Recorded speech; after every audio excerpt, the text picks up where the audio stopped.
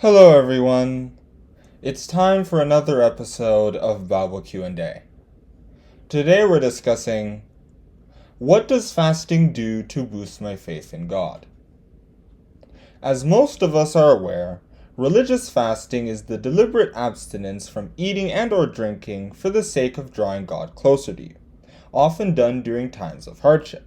For example, the Israelites fasted in Judges chapter 20 verse 26 to figure out why God wasn't helping them defeat the Benjaminites. Twice he told them to fight against them, and they still lost.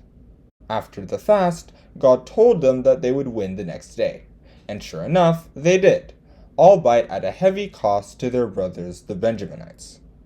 Also, in Ezra chapter 8 verse 21, Ezra made himself and the Israelites fast in order to prepare for a potential attack from their enemies. This was a particularly grand instance of forming a relationship with God because Ezra declined to ask the king for support from his military. Essentially, the Israelites were telling God, "We don't need the king's men.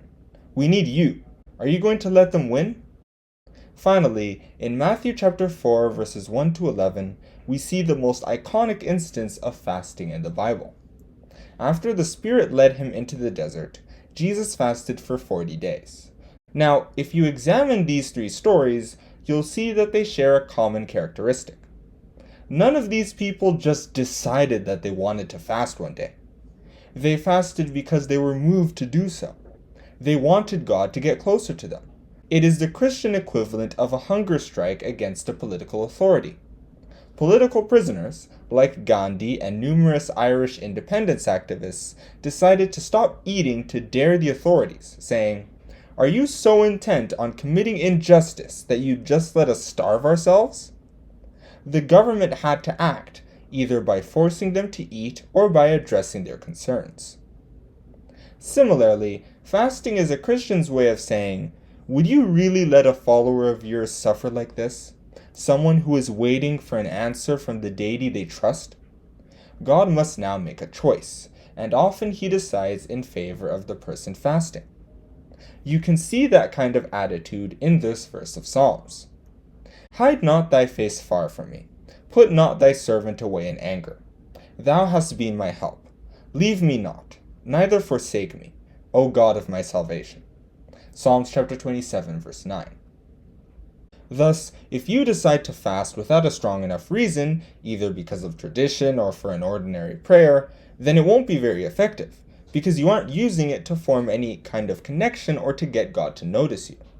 In fact, some people who do these kinds of fasts do them to show other people that they have a connection to God, like the Pharisee in Luke chapter 18 verses 11 to 12, or the hypocrites Jesus saw in Matthew chapter 6 verse 16.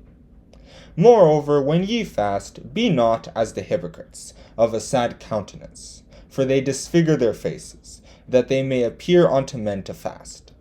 Verily I say unto you, they have their reward. That last line means that God won't give them anything extra, because they already got what they really want, the feeling that they are better than others.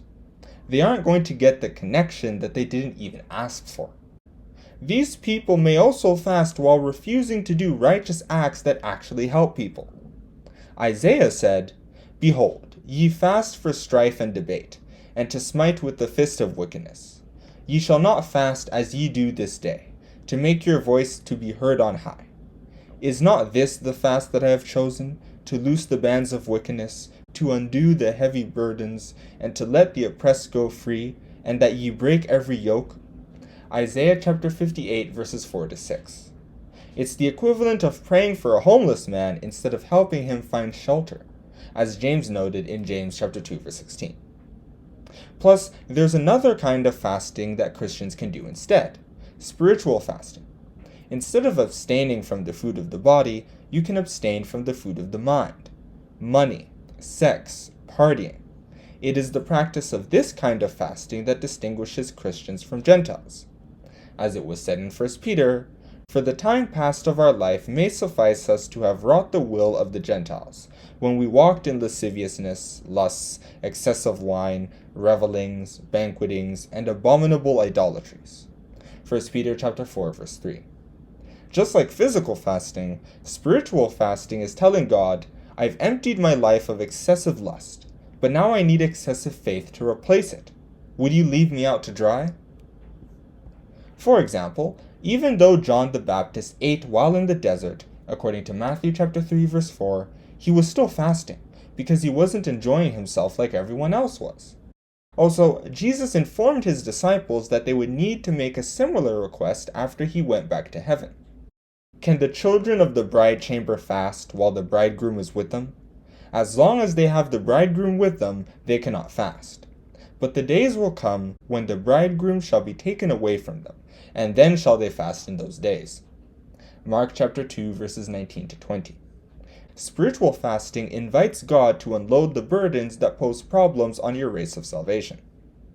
As it was said in Hebrews, Wherefore, seeing we also are compassed about with so great a cloud of witnesses, let us lay aside every weight, and the sin which doth so easily beset us, and let us run with patience the race that is set before us. Hebrews chapter 12 verse 1. And that is where I'm going to stop with this Bible Q&A. What does fasting do to boost my faith in God? It helps you create a connection with God, as long as it's done for the proper reason. Thank you for listening. Don't forget to like and subscribe.